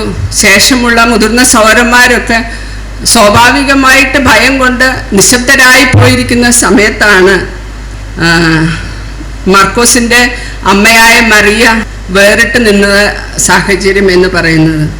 ഈ പ്രതിസന്ധികളുടെ മധ്യത്തിൽ മറിയയ്ക്ക് മനസ്സിലായി ഈ പ്രതിസന്ധിയുടെ മധ്യത്തിൽ ഏറ്റവും ആവശ്യമായിട്ടുള്ളത് പ്രാർത്ഥനയാണ്. എല്ലാവരും ഭയപ്പെട്ടും ബലം നഷ്ടപ്പെട്ടു ഇരിക്കുന്ന സമയത്ത് പ്രാർത്ഥനയിലൂടെ മാത്രമേ സഭയ്ക്ക് ശക്തിപ്പെടാനായിട്ടും ഈ പ്രതിസന്ധിയുടെ മധ്യത്തിൽ കരകയറി പോകാനായിട്ട് സാധിക്കുകയുള്ളൂ എന്ന് മർക്കോസിൻ്റെ അമ്മയായ മറിയയ്ക്ക് മനസ്സിലായി. താൻ തൻ്റെ ഭവനത്തെ അവിടെ പ്രാർത്ഥനയ്ക്കായിട്ട് ദൈവജനത്തിന് ഒരുമിച്ച് കൂടുവാൻ താൻ ഏൽപ്പിച്ചു കൊടുത്തു എന്ന് നമുക്ക് കാണാനായിട്ട്. മറിയയുടെ ആ പ്രവൃത്തി എത്ര ധൈര്യമുള്ള ഒരു ധൈര്യത്തോടെയാണ് അവൾ ചെയ്തത്. അവളുടെ അവരെയും ഒരുപക്ഷെ ഇത്രയേറെ കഠിനമായ ശോധനയിലൂടെ പോയ സമയത്ത് ഒരുപക്ഷെ മറിയയും അതിൻ്റെ ദോഷകരമായ ഭവിഷ്യത്തുകൾ വരാനായിട്ടുള്ള സാധ്യതയുണ്ട്. പക്ഷേ മറിയയുടെ ഹൃദയത്തെ അത് ഒട്ടും ബാധിച്ചില്ല. അവളുടെ ഹൃദയത്തിൽ അത്രയേറെ കൺവിക്ഷൻ ഉണ്ടായിരുന്നു. വിശ്വസിക്കുന്ന സത്യങ്ങളെക്കുറിച്ചും സഭയെക്കുറിച്ചും മൂല്യങ്ങളെക്കുറിച്ചും ഉപദേശത്തെക്കുറിച്ചൊക്കെ അവരുടെ ഉള്ളിൽ നല്ല ഉറപ്പാണ്. തങ്ങൾ ആരെ സേവിക്കുന്നു എന്നുള്ള നല്ല ബോധ്യം അവൾക്കുണ്ടായിരുന്നു. വിളിച്ചപേക്ഷിച്ചാൽ ഉത്തരം തരുന്ന, പ്രതിസന്ധിയുടെ ഘട്ടത്തിൽ കൂടെ നിൽക്കുന്ന ഒരു ദൈവമുണ്ട്, ഞാൻ നിങ്ങളെ ഒരു നാളും കൈവിടുകയില്ല ഉപേക്ഷിക്കുകയില്ല എന്ന് പറഞ്ഞ കർത്താവിനെയാണ് സേവിക്കുന്നത്. ഈ പ്രതിസന്ധിയുടെ മധ്യത്തിൽ എല്ലാവരും തളർന്നുപോയി സമയത്ത് എനിക്ക് ചെയ്യാനായിട്ട് സാധിക്കുന്നത് ഈ ദൈവമക്കൾക്കൊക്കെ എൻ്റെ ഭവനത്തിൻ്റെ തണലിൽ ഒരുമിച്ച് കൂടി പ്രാർത്ഥിച്ചാൽ ഇതിൻ്റെ മധ്യത്തിലൊരു വിടുതൽ കിട്ടും എന്ന് തൻ്റെ ഉള്ളിൽ ആ കൺവിക്ഷൻ തന്നെ അതിലേക്ക് നയിച്ചു എന്ന് നമുക്ക് കാണാനായിട്ട് സാധിക്കും. അങ്ങനെ മറിയ തൻ്റെ ഭവനത്തെ തുറന്നു കൊടുത്തത് വഴി അവിടെ നമ്മൾ കാണുന്നത് അവിടെ അനേകർ ഒരുമിച്ച് കൂടി പ്രാർത്ഥിച്ചുകൊണ്ടിരുന്നു എന്നാണ്. തൻ്റെ ഭവനം വിശാലമായ ഒരു ഭവനമായിരുന്നിരിക്കുക, അല്ലെങ്കിൽ അനേകർക്ക് ഒരുമിച്ച് കൂടി പ്രാർത്ഥിക്കാൻ സമ്പന്നമായ ഒരു വ്യക്തി ആയിരുന്നിരിക്കാം. ഒരുപക്ഷെ തനിക്ക് വേലക്കാരി ഉണ്ടായിരുന്നു രോധ. അങ്ങനെ ഒരു പക്ഷേ ഉയർന്ന ഒരു നിലവാരത്തിലായിരുന്നിരിക്കാം താൻ. അവിടെ സഭ ഒന്നിച്ചുകൂടി പ്രാർത്ഥിക്കാൻ തക്കവണ്ണം ദൈവം അവളെ തൻ്റെ ഭവനത്തെ തുറന്നു കൊടുത്തു എന്ന് നമുക്ക് കാണാനായിട്ട് സാധിക്കും. അവളെ ആ ധൈര്യപൂർവ്വം ആ സ്റ്റെപ്പ് എടുക്കാനായിട്ട് സാധിച്ചത് അവളുടെ ഉള്ളിലെ ദൈവം കൊടുത്ത വചനത്തിൽ നിന്ന് ലഭിച്ച കൺവിക്ഷൻസ് ആണ്. നമ്മുടെ ഉള്ളിലും നമുക്കും ദൈവത്തിൻ്റെ വചനവും ഉറപ്പും ധൈര്യവും ഒക്കെ കൺവിക്ഷനൊക്കെ ദൈവം തന്നിട്ടുണ്ട്. ഉപദേശമുണ്ട്, ഞാൻ നിന്നെ ഉപേക്ഷിക്കുകയില്ല, ഒരു നാളും കൈവിടുകയില്ല, ഞാൻ നിന്നെ എല്ലാ നാളും ഞാൻ നിന്നോട് കൂടെയുണ്ട് എന്നൊക്കെ പറഞ്ഞ ദൈവത്തിൻ്റെ വചനമുണ്ട്. എല്ലാവരും നിശബ്ദരായി പോയ സമയത്ത് മറിയയുടെ ഹൃദയത്തിൽ ഇതൊക്കെ നല്ല തെളിഞ്ഞു നിന്നു. അവൾ ആ കർത്താവിൽ ഉറച്ചു നിന്ന് തൻ്റെ സഭയ്ക്ക് വേണ്ടി തൻ്റെ ജനത്തിനു വേണ്ടി ധൈര്യം കാണിക്കുവാൻ തീരുമാനമെടുക്കുവാൻ സഹായിച്ചു എന്ന് നമുക്ക് കാണാനായിട്ട് സാധിക്കും. നമ്മുടെ ഉള്ളിൽ ദൈവം നമുക്ക് തന്നിരിക്കുന്ന വചനസത്യങ്ങളിൽ നിന്ന് നമുക്ക് ലഭിച്ച കൺവിക്ഷൻസും നമ്മുടെ സമർപ്പണവും നമ്മുടെ ഡെഡിക്കേഷനും തമ്മിൽ ബന്ധമുണ്ട് സഹോദരിമാരെ. അതുകൊണ്ട് എന്ന് നമുക്ക് മറിയയുടെ ജീവിതത്തിൽ നിന്ന് നമുക്ക് മനസ്സിലാക്കാനായിട്ട് സാധിക്കും. നമ്മുടെ കൺവിക്ഷൻ എന്താണ്, നമ്മൾ അതിന് തക്കവണ്ണമുള്ള ഒരു സമർപ്പണം നമുക്കുണ്ടോ എന്ന് നമ്മെ തന്നെ പരിശോധിക്കുന്ന നല്ലതാണ്. എല്ലാവർക്കും ഒരു പക്ഷേ മുന്നിൽ നിന്ന് ശുശ്രൂഷകൾ ചെയ്ത് മുന്നോട്ട് പോകാൻ സാധിച്ചു എന്ന് വരികയില്ല. പക്ഷെ എല്ലാ സഹോദരിമാർക്കും ദൈവവേല ചെയ്യാനായിട്ട് അല്ലെങ്കിൽ സപ്പോർട്ട് ചെയ്യാനായിട്ട് സാധിക്കുമെന്ന് നമുക്ക് കാണാം. തൻ്റെ ഭവനത്തെ തുറന്നു കൊടുത്തത് മുഖാന്തരം ദൈവം എത്രയോ അതിശയകരമായിട്ടാണ് അവിടെ പ്രവർത്തിച്ചതെന്ന് നമുക്ക് കാണാനായിട്ട് സാധിക്കും. വളരെ അത്ഭുതകരമായിട്ട് പ്രവർത്തിക്കുന്നതായിട്ട് നമുക്ക് കാണാം. ദൂതനെ അയച്ച് പത്രോസിനെ കാരാഗ്രഹത്തിൽ നിന്ന് വിടുവിച്ചു എന്നുള്ളത് നമ്മൾ കാണുന്ന ഒരു കാര്യമാണ്. നമ്മുടെയും ജീവിതത്തിൽ നമ്മൾ പ്രാർത്ഥനയ്ക്കായി നമ്മുടെ ഭവനങ്ങളെ തുറന്നു കൊടുക്കും. പല സഭകളിലും പ്രാർത്ഥനകളൊന്നും മീറ്റിങ്ങുകൾ നടക്കാതിരിക്കുന്നതിൻ്റെ കാരണം എന്ന് വെച്ചാൽ അങ്ങനെ ഒരുക്കപ്പെട്ട അല്പസമയം വേറിട്ടിരുന്ന സഹോദരന്മാർക്കോ ഒന്നും പ്രാർത്ഥിക്കാനായിട്ടൊരു സ്ഥലമില്ല. ഭവനങ്ങളൊക്കെ കാണും, സൗകര്യങ്ങളും സാവകാശവും ഒക്കെ ഉള്ള ഭവനങ്ങൾ, പക്ഷെ ആരും തുറന്നു കൊടുക്കുന്നില്ല. എൻ്റെ വീട്ടിൽ വന്ന് പ്രാർത്ഥിക്കാം, ഞാൻ അതിനുള്ള ഭക്ഷണം ഒരുക്കണമെങ്കിൽ ഒരുക്കാം, ഭവനം ക്രമീകരിക്കണമെങ്കിൽ ക്രമീകരിക്കാം എന്ന് വോളണ്ടറി ആയിട്ട് പറയുന്ന സഹോദരിമാർ നമ്മുടെ ഇടയിൽ ഇല്ല എന്നൊന്നും ഞാൻ പറയില്ല, പക്ഷെ കുറവാണ്. പലപ്പോഴും പ്രാർത്ഥനകൾ നടക്കാത്തതിൻ്റെ പുറകിൽ അങ്ങനെയൊക്കെ ഒരുക്കപ്പെടാത്ത കാരണം ഉണ്ട്. മറിയ തൻ്റെ ഭവനത്തെ അങ്ങനെ ഏൽപ്പിച്ചു കൊടുത്തതുകൊണ്ട് ദൈവം എത്ര അതിശയകരമായിട്ടാണ് പ്രവർത്തിച്ചത്. ദൂതനെ അയച്ച് തൻ്റെ ദാസനെ വിടുവിച്ചു, ദൈവ അതിശയങ്ങളെ ചെയ്തു എന്ന് നമുക്ക് കാണാനായിട്ട് സാധിക്കും. നമ്മുടെയും ജീവിതത്തിലും ദൈവം അത്ഭുതങ്ങളെ ചെയ്യുകയും നമ്മുടെ ഭവനത്തെ നമ്മൾ തുറന്നു കൊടുക്കുമ്പോൾ നമ്മുടെയും ജീവിതത്തിൽ ദൈവം അതിശയകരമായിട്ട് പ്രവർത്തിക്കുകയും ചെയ്യുന്നത് നമുക്ക് കാണാനായിട്ട് സാധിക്കും. അതുകൊണ്ട് നമ്മുടെ ഭവനം അത് ചെറുതാണോ വലുതാണോ നമ്മൾ പ്രാർത്ഥനയ്ക്കായിട്ട് തുറന്നു കൊടുക്കാനായിട്ട് നമ്മൾ മനസ്സ് കാണിക്കുമ്പോൾ അവിടെ വലിയ ആത്മീയ കാര്യങ്ങൾ, ആത്മീയ പ്രവൃത്തികൾ ദൈവം ചെയ്യും എന്ന് നമുക്കാണ്. ഇത് നമ്മുടെ ദൈവത്തിൻ്റെ വചനത്തിൽ നിന്ന് ചിന്തിച്ച ചില വ്യക്തികളാണ്. ഇനി ചരിത്രത്തിൽ നിന്നും ചില ആളുകളെ കുറിച്ച് ഞാൻ ഈ തരുണത്തിൽ പറയാനായിട്ട് ആഗ്രഹിക്കുന്നത്, നമുക്ക് എല്ലാവർക്കും അറിയുന്നത് പോലെ മാർട്ടിൻ ലൂതറിൻ്റെ ഭാര്യ കാതറിൻ വോൺ ബോറയെ കുറിച്ച് നമ്മൾ കേട്ടിട്ടുണ്ട്. മാർട്ടിൻ ലൂതർ ആ നവോത്ഥാനത്തിൻ്റെ സമയങ്ങളിൽ ദൈവം മാർട്ടിൻ ലൂതറിനെ വളരെയധികം ഉപയോഗിച്ചു എന്ന് നമുക്ക് കാണാനായിട്ട് സാധിക്കും. എന്നാൽ തൻ്റെ ആ ആത്മീയ ശുശ്രൂഷയുടെ പുറകിൽ നിന്ന് എല്ലാ ഭാരവും വഹിച്ചതിന് ഒരു പങ്ക് ഈ കാതറിൻ വോൺ ബോറയ്ക്ക് ഉള്ളതാണ്. നമുക്കറിയാം, അവർ സന്യാസ സമൂഹത്തിൽ നിന്ന് ദൈവവചന സത്യങ്ങളെ മനസ്സിലാക്കി മുന്നോട്ട് വന്ന വ്യക്തികളാണ്. ഇവരുടെ സ്വാധീനം ഹേതുവായി ധാരാളം സന്യാസികൾ ഒരു പക്ഷേ മഠങ്ങളിൽ നിന്നും ആശ്രമങ്ങളിൽ നിന്നൊക്കെ വിശ്വാസങ്ങളൊക്കെ വിട്ട് അവർ വന്നു കാണും. അവരെല്ലാം അവർക്ക് പിന്നെ സ്വന്തം ഭവനങ്ങളിലേക്ക് പോകാനായിട്ട് ഇടമില്ല. എൻ്റെ എക്സ്പെക്റ്റേഷൻ ആട്ടോ, അവരൊരു പക്ഷേ അവർക്ക് പിന്നെ ഉള്ള ഇടം എന്ന് പറയുന്നത് അവർക്ക് മുമ്പേ ഈ കാര്യങ്ങൾ വിട്ടു പോന്ന മാർട്ടിൻ ലൂതറിൻ്റെയും കാതറിൻ വോൺ ബോറയുടെയും ഭവനം മാത്രമാണ്. അവരെല്ലാം ഈ കാതറിൻ വളരെ സന്തോഷത്തോടെ സ്വീകരിച്ചു. അവർക്ക് വേണ്ടി അവരെ വചനം പഠിപ്പിച്ചു. നമുക്കറിയാം, ഒരു സ്ഥലത്ത് നിന്ന് പുറപ്പെട്ടിട്ട് ശരിയായിരിക്കുന്ന ഒരു സ്ഥലത്ത് എത്തുവോളം ഒരു വ്യക്തി ടെൻഷനാണ്, എന്തായിത്തീരും, എങ്ങനെയായിത്തീരും. പ്രത്യേകിച്ച് വിശ്വാസ കാര്യങ്ങളിലൊക്കെ വ്യക്തികൾക്ക് അതൊക്കെ വളരെ ഭാരപ്പെടുത്തുന്ന കാര്യങ്ങളാണ്. എന്നാൽ അങ്ങനെയുള്ള സമയങ്ങളിൽ കൂടെ നിന്ന് ആശ്വസിപ്പിച്ച ഒരു വ്യക്തിയായിരുന്നു കാതറിൻ വോൺ ബോറ എന്ന് പറയുന്നത്. അപ്പോൾ ഒരാളല്ല, അനേകം ആളുകൾ തൻ്റെ ഭവനത്തിൻ്റെ അന്തരീക്ഷത്തിൽ തണല് വന്നു. അവരൊക്കെ വചനം പഠിപ്പിക്കാനും അതുപോലെ അവർക്ക് വേണ്ടി ഭക്ഷണ സാധനങ്ങൾ ഒരുക്കാനും അവരെ മനസ്സിൽ അവരുടെ മാനസികമായിട്ട് ധൈര്യപ്പെടുത്താനും അങ്ങനെ എന്തൊക്കെ ചെയ്യാൻ സാധിക്കുന്നോ അതെല്ലാം കാതറിൻ ചെയ്തു. മാർട്ടിൻ ലൂതറിന് പരിമിതി ഉണ്ടാവും, ഭവനത്തിൻ്റെ തണലിലേക്ക് വന്നവർ കെയർ ചെയ്യുന്നതിന്. കാതറിൻ്റെ പങ്ക് നിസ്തുല്യമായിരിക്കുന്ന ഒരു പങ്കാണ് എന്ന് നമുക്ക് കാണാനായിട്ട് സാധിക്കും. ഇന്ന് നമ്മൾ അനുഭവിക്കുന്ന ഈ അനുഗ്രഹങ്ങൾ ഒക്കെയും അത് ഏതെങ്കിലുമൊക്കെ വ്യക്തികൾ അതിൻ്റെ പുറകിൽ അധ്വാനം കഴിച്ചിട്ടുണ്ട് എന്ന് നിശ്ചയമായിട്ടും നമ്മൾ ഓർക്കുന്നത് നല്ലതാണ്. കാതറിൻ വോൺ ബോറയുടെ ആ സേവനങ്ങളൊന്നും നമ്മൾ മറന്നു പോകരുത്. അതുപോലെ തന്നെ വേറൊരു വ്യക്തിയാണ്, നമ്മളെപ്പോഴും കേൾക്കുന്ന ആളാണ് ജോനതൻ എഡ്വേർഡ്സ്. ജോനതൻ എഡ്വേർഡ്സിൻ്റെ ഭാര്യ സാറ ജോനതൻ എഡ്വേർഡ്സ്. ഞാനിങ്ങനെ എനിക്ക് ഈ ടോപ്പിക്ക് ഇങ്ങനെ അസൈൻ ചെയ്ത് തന്ന ആ ആഴ്ചയിൽ 2 ദിവസത്തിനുള്ള എൻ്റെ ഒരു മോൻ എന്നോട് പറഞ്ഞു, ഇങ്ങനെ എന്തോ സംസാരിച്ചുകൊണ്ട് ഇരുന്നപ്പോഴാണ് പറഞ്ഞത്, ജോനതൻ എഡ്വേർഡ്സിൻ്റെ വൈഫ് ഭയങ്കര വ്യക്തിയായിരുന്നു, ഭയങ്കര സ്വാധീനം ചെലുത്തിയ ആളായിരുന്നു എന്നൊക്കെ പറഞ്ഞു. എന്നിട്ട് ഞാൻ അവനോട്, അപ്പം എൻ്റെ മനസ്സിൽ ഈ ടോപ്പിക്ക് അന്ന് കിട്ടിയിട്ട് 2 ദിവസമായിരുന്നു. അപ്പോൾ ഞാൻ അവനോട് കൂടുതലായിട്ട് ചോദിച്ചു. അപ്പം അവന് അറിയാവുന്ന ഒത്തിരി നല്ല കാര്യങ്ങളൊക്കെ ചെയ്തു. ജോനതൻ എഡ്വേർഡ്സിനെ കുറിച്ച് പറയുന്നത്, ജോനതൻ എഡ്വേർഡ്സ് ശുശ്രൂഷ ചെയ്ത കാലം എന്ന് പറയുന്നത് ഗ്രേറ്റ് അവൈക്കനിങ് എന്ന് പറഞ്ഞാൽ ആത്മീയമായ വലിയ ഉണർവുണ്ടായിരുന്ന സമയങ്ങളിലാണ് ജോനതൻ എഡ്വേർഡ്സും സാറ എഡ്വേർഡ്സും പ്രവർത്തിച്ചിരുന്നത്. ചരിത്രത്തിൽ അവരുടെ അധ്വാനങ്ങൾ എന്ന് പറയുന്നത് സ്വർണ്ണലിപികളിൽ എഴുതപ്പെട്ടിട്ടുള്ളതാണ്. ആ ആത്മീയ ഉണർവിൻ്റെ സമയങ്ങളിൽ ജോനതൻ എഡ്വേർഡ്സ് അങ്ങനെ നടന്ന് പ്രസംഗിക്കുകയാണ്, ദൈവത്തിൻ്റെ വചനം പറഞ്ഞ് അനേകരെ കർത്താവിലേക്ക് നടത്തുകയാണ്. അപ്പം നമ്മൾ മുന്നമേ ചിന്തിച്ച പോലെ ഈ ആത്മീയമായിരിക്കുന്ന ഉത്സാഹത്തിലേക്ക് ഉണർവിലേക്കും വന്ന ആളുകളെ ചേർത്ത് നിർത്തേണ്ട ഒരു കരമുണ്ട്. വാസ്തവത്തിൽ സാറ ജോനതൻ എഡ്വേർഡ്സ് ചെയ്തത് അതാണ്.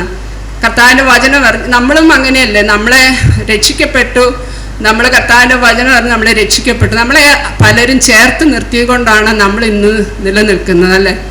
അപ്പം അങ്ങനെ ജോനതൻ എഡ്വേർഡ്സിൻ്റെ ഭാര്യ സാറ അനേകരെ അന്ന് രക്ഷയുടെ അനുഭവത്തിലേക്ക് വന്ന അനേകരെ തൻ്റെ ഭവനത്തെ കൈക്കൊണ്ട് അനേകരെ ചേർത്ത് നിർത്തിയത് കൊണ്ട് ആ ജോനതൻ എഡ്വേർഡ്സിൻ്റെ ശുശ്രൂഷകൾ വളരെ ഫലം കണ്ടു എന്ന് നമുക്ക് കാണാനായിട്ട് സാധിക്കും.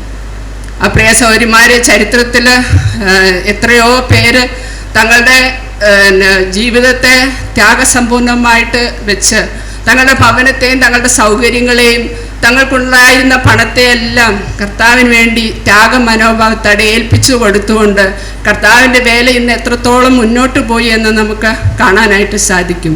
ഞാനും നിങ്ങളും ഈ കർത്താവിൻ്റെ വേലയ്ക്കായി നമ്മൾക്കും ദൈവം തന്നിരിക്കുന്ന സൗകര്യങ്ങളും സാഹചര്യങ്ങളും ഭവനങ്ങളും ഉപയോഗിക്കാൻ മനസ്സുള്ളവരാണോ, നമ്മൾ ഉപയോഗിക്കുന്നുണ്ടോ എന്ന് നമ്മൾ പരിശോധിക്കുന്നത് നല്ലതാണ്. സാറ ജോനതൻ എഡ്വേർഡ്സിനെ കുറിച്ച് പറയുന്നത് 11 മക്കളോടുകൂടിയാണ് അവൾ ഈ തൻ്റെ ഭർത്താവിൻ്റെ വലിയൊരു ആത്മീയ ശുശ്രൂഷയിൽ അവൾ കൈത്താങ്ങായി നിന്നത് എന്ന് നമുക്ക് കാണാനായിട്ട് സാധിക്കും. സാറയെക്കുറിച്ച് എഴുതിയിരിക്കുന്നത് അവളുടെ ഭർത്താവായ ജോനതൻ എഡ്വേർഡ്സ് തന്നെയാണ് അവളെക്കുറിച്ച് രേഖപ്പെടുത്തിയിരിക്കുന്നത് ചരിത്രത്തിൽ. കാരണം ജോനതൻ എഡ്വേർഡ്സിന് അത്രത്തോളം കൈത്താങ്ങായിരുന്നു തൻ്റെ ഭാര്യ എന്നാണ് ഞാൻ വായിച്ച ഭാഗങ്ങളിൽ എനിക്ക് മനസ്സിലാക്കാം. അതായത് ഒരു ദൈവത്തിൻ്റെ വചനം പ്രസംഗിക്കുന്ന, പ്രത്യേകിച്ച് ആത്മീയ ശുശ്രൂഷയിലെ, പ്രത്യേകിച്ച് റിവൈവലിൻ്റെ കാലങ്ങളിലൊക്കെ ദൈവത്തിൻ്റെ വചനം പ്രസംഗിക്കുമ്പോൾ ആ പ്രസംഗിക്കുന്ന സഹോദരന്മാരെ സംബന്ധിച്ച് അവർ ചെയ്യുന്നത് എന്താണ്? സാത്താനെതിരെയുള്ള വലിയ പോരാട്ടമാണ്, സാത്താനെതിരെയുള്ള വലിയ കാര്യങ്ങളാണ് അവർ ചെയ്യുന്നത്. കർത്താവിൻ്റെ വചനമാണ് പ്രസംഗിക്കുന്നത്. സാത്താൻ അടങ്ങിയിരിക്കുകയില്ല.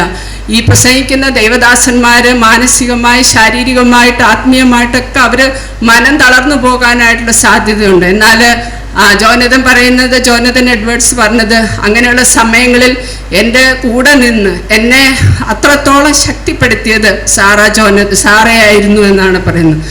അപ്പോൾ തൻ്റെ ജീവിതത്തെ താൻ ഉപയോഗിച്ച വിധം നമ്മൾ ഇതിനു മുമ്പ് കണ്ട പോലെ അല്ല, മറ്റൊരു വിധത്തിലാണെന്ന് നമുക്ക് കാണാൻ സാധിക്കും. ആ ഭവനത്തിൽ ഒത്തിരി ഡിസ്കഷൻസ് നടന്നു കാണും, ചർച്ചകൾ നടന്നു കാണും. കാരണം അറിഞ്ഞ സത്യങ്ങളെക്കുറിച്ച് അത് ക്ലാരിഫൈ ചെയ്യാനായിട്ട് ബുദ്ധിയുള്ള ഏത് മനുഷ്യനും ചിന്തിക്കും. ഒത്തിരി ഡിസ്കഷൻസ് നടന്നു കാണും, ഒത്തിരി പ്രാർത്ഥനകൾ നടന്നു കാണും, അനേകരെ ആത്മീയമായിട്ട് പ്രോത്സാഹിപ്പിച്ച് കാണും. ഇതെല്ലാം അവരുടെ വീട്ടിലായിരുന്നു നടന്നത്. 11 മക്കളുണ്ട്. അന്ന് ഇന്നത്തെ സൗകര്യങ്ങൾ അണുകുടുംബമൊന്നും അല്ല. അതിനു വേണ്ടിയിട്ട് വളർത്തുമൃഗങ്ങൾ കാണും, മറ്റെന്തൊക്കെയോ ഉള്ള ഒരു ഭവനവുമായിട്ട് ചേർന്നിരിക്കുന്ന എല്ലാം കാണും. പക്ഷെ ഇതെല്ലാം അവരുടെ ഭവനത്തെ സംഭവിച്ചു, സാധ്യമാക്കി തീർത്തു എന്ന് നമുക്ക് കാണാനായിട്ട് സാധിക്കും. സാറയെ ദൈവം എത്ര ഉപയോഗിച്ചു എന്ന് നമ്മൾ ചിന്തിക്കുന്നത് നല്ലതാണ്. പ്രിയ സഹോദരിമാരെ, നമ്മൾ ചിന്തിക്കുമ്പോൾ നമുക്കെല്ലാ ശുശ്രൂഷയൊന്നും ചെയ്യാനായിട്ട് പറ്റില്ല. നമ്മളിപ്പോൾ പലരെക്കുറിച്ച് ചിന്തിച്ചു. ഇവർ ചെയ്ത എല്ലാ ശുശ്രൂഷകളൊന്നും നമുക്കെല്ലാവർക്കും ചെയ്യാൻ പറ്റില്ല. പക്ഷേ എനിക്ക് എന്താ ചെയ്യാൻ പറ്റുന്നത് എന്ന് നമ്മൾ ചിന്തിക്കണം.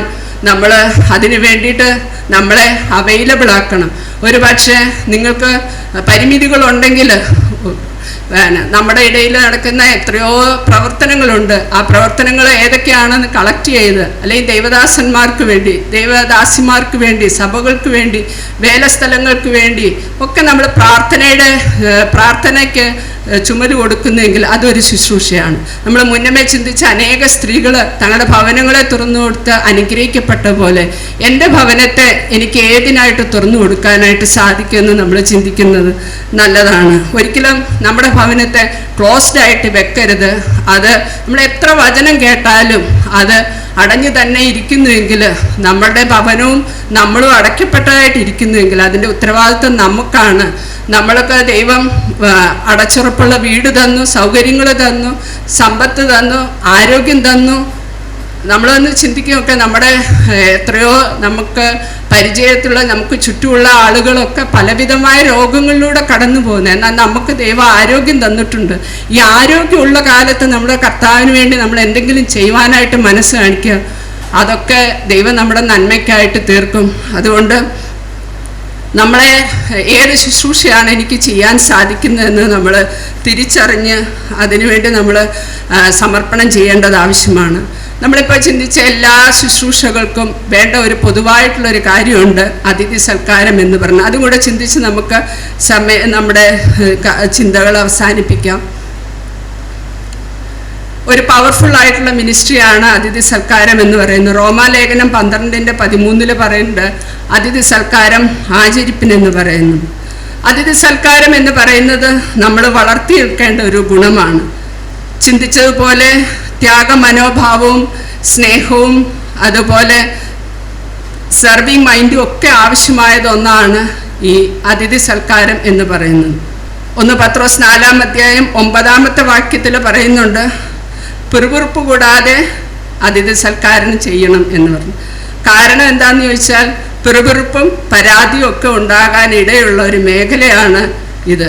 അതുകൊണ്ടാണ് സന്തോഷത്തോടെ അതിഥി സൽക്കാരം ചെയ്യണം എന്ന് പറയുന്നത്. അത് നമുക്ക് സ്വാഭാവികമായിട്ട് വരില്ല. കാരണം വളരെ അധ്വാനം കഴിച്ച് പിന്നെ അവരെ അതിഥി സൽക്കാരം ചെയ്യുമ്പോൾ സന്തോഷത്തോടെ ചെയ്യാനായിട്ട് മനസ്സിൽ ചിലപ്പം ആ ഒരു ഒരുക്കമൊന്നും ചിലപ്പോൾ കാണില്ല. അതുകൊണ്ടായിരിക്കും നമ്മൾ പത്രോസിൻ്റെ ലേഖനത്തിൽ പറയുന്നത് പിറുപിറുപ്പ് കൂടാതെ ചെയ്യണം എന്ന് പറയുന്നു. അതുകൊണ്ട് സന്തോഷത്തോടെ ചെയ്യാനായിട്ട് നമ്മളത് പഠിക്കേണ്ടത് ആവശ്യമാണ്. അതിഥി സൽക്കാരത്തിൻ്റെ ഭാരം ഒരുപക്ഷെ കൂടുതൽ സ്ത്രീകളുടെ ചുമലിലായിരിക്കാം.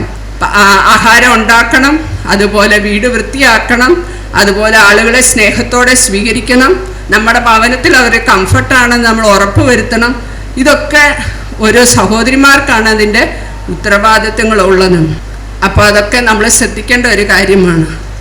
അതിഥി സൽക്കാരത്തിൽ നമ്മൾ ഓർക്കും ഭക്ഷണം പാചകം ചെയ്ത് കൊടുത്താൽ മതി, അതാണല്ലോ അതിഥി സൽക്കാരത്തിൻ്റെ പ്രധാനപ്പെട്ട വശമെന്ന് നമ്മൾ ചിന്തിക്കും.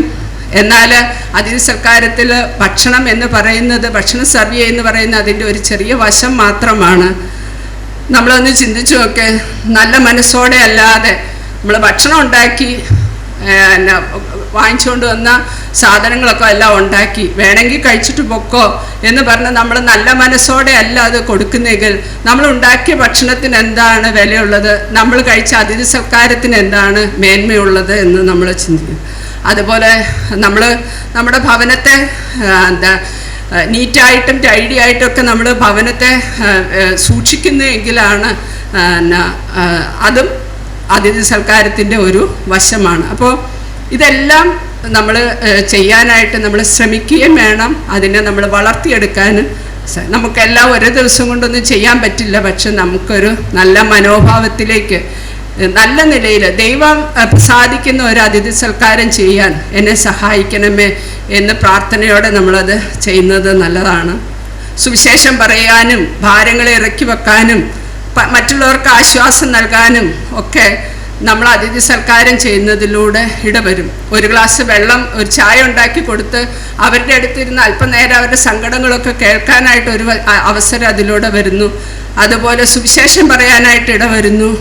അതുപോലെ അവരുടെ പ്രയാസങ്ങളുടെ മധ്യത്തിൽ അവർക്കൊരു ആശ്വാസം പറഞ്ഞു കൊടുക്കാനോ അവരുടെ സങ്കടങ്ങളെ കേൾക്കാനോ ഒക്കെ നമ്മളിങ്ങനെ ഒരു ചായയും സ്നാക്സ് ആണെങ്കിലും കൊടുത്ത് അവരുടെ കൂടെ അല്പനേരം ഇരുന്നാൽ അതും ഒരു അതിഥി സൽക്കാരം തന്നെയാണ്. നമ്മുടെ ഭവനവുമായിട്ട് ബന്ധപ്പെട്ട് നടക്കുന്ന ഏത് ശുശ്രൂഷയുടെയും ഒരു പ്രധാന വശമാണ് അതിഥി സൽക്കാരം എന്ന് പറയുന്നത്. അതിഥി സൽക്കാരം ചെയ്ത ഒരു വ്യക്തിയുടെ മനോഭാവത്തെക്കുറിച്ച് ദൈവത്തിൻ്റെ വചനത്തിൽ രേഖപ്പെടുത്തിയിരിക്കുന്നത് നമുക്ക് വായിച്ചാൽ ലൂക്കോസിൻ്റെ സുവിശേഷം 11-ാം അധ്യായം 15-ാമത്തെ വാക്യമാണ്. നമ്മുടെ സമയം തീർന്നുകൊണ്ട് ഞാനത് വായിക്കുന്നില്ല, അതെല്ലാവർക്കും അറിയുന്നതാണ്. അർദ്ധരാത്രിയിൽ വന്ന സ്നേഹിതന് അപ്പം കൊടുക്കുവാനായിട്ട് സുഹൃത്തിൻ്റെ അടുത്ത് ചെന്ന് ലജ്ജ കൂടാതെ മുട്ടിച്ചുകൊണ്ട് അവന് തൻ്റെ സുഹൃത്തിന് വേണ്ടി അപ്പം വാങ്ങിച്ചു കൊണ്ടുവന്ന് അവനെ സൽക്കരിച്ച സുഹൃത്തിൻ്റെ അനുഭവം ഒന്ന് നിങ്ങൾ ചിന്തിച്ചു നോക്കുക. അർദ്ധരാത്രിയിലാണ് വന്നത്, അവന് അപ്പം കൊടുക്കണം. എൻ്റെ ഭവനത്തിൽ വന്ന ആളുടെ വിശപ്പടക്കേണ്ടത് എൻ്റെ ഉത്തരവാദിത്തമാണെന്ന് താൻ തിരിച്ചറിഞ്ഞു. തൻ്റെ സ്നേഹിതൻ്റെ അടുക്കൽ ചെന്ന് അവര് പല പ്രാവശ്യം ഒഴിവാക്കി വിടാനായിട്ട് ശ്രമിച്ചു. പക്ഷെ താൻ ഒഴിവായി പോയില്ല എന്ന് മാത്രമല്ല, നാണം കൂടാതെ താൻ മുട്ടിക്കൊണ്ടിരുന്നു. മുട്ടിച്ച് അവസാനം അവർ മടുത്തിട്ട് നിനക്ക് എത്രയാണോ വേണ്ട ഒന്ന് ഒഴിവായി പോകാവോ എന്ന് ചോദിച്ച് ഇഷ്ടം പോലെ അപ്പം എടുത്ത് കൊടുത്തു എന്ന് പറഞ്ഞു. ആ മനോഭാവമാണ് അതിഥി സൽക്കാരം ചെയ്യുമ്പോൾ നമ്മളെ ഭരിക്കേണ്ട ഒരു മനോഭാവം. എനിക്ക് എന്തെല്ലാം ചെയ്തു കൊടുക്കാനായിട്ട് സാധിക്കും അത് ചെയ്തു കൊടുക്കാൻ തക്കവണ്ണമുള്ളൊരു മനോഭാവം. ഇനിയിപ്പോൾ ഈ രാത്രിക്ക് നേരത്തെ ഒന്നും പറയുകയും ചെയ്തില്ല, മിണ്ടുകയും ചെയ്യാതെ കയറി വന്നേക്കും, എല്ലാവരും ഉറങ്ങി കിടക്കുന്ന സമയത്ത് ഇനി എന്നാന്ന് വെച്ചാൽ ഉള്ളത് കഴിച്ച് കിടക്കട്ടെ, ഇനി നാളെ രാവിലെ എങ്ങനെ ഉണ്ടാക്കി കൊടുക്കുക എന്നല്ല ആ മനുഷ്യൻ ചിന്തിച്ചത്. അപ്പം നമ്മുടെ മനോഭാവം അതാണ്. ഞാൻ ഈ ഭാഗത്തെക്കുറിച്ച് ചിന്തിച്ചപ്പോൾ ദൈവം ഓരോ കാര്യങ്ങളിലും എത്ര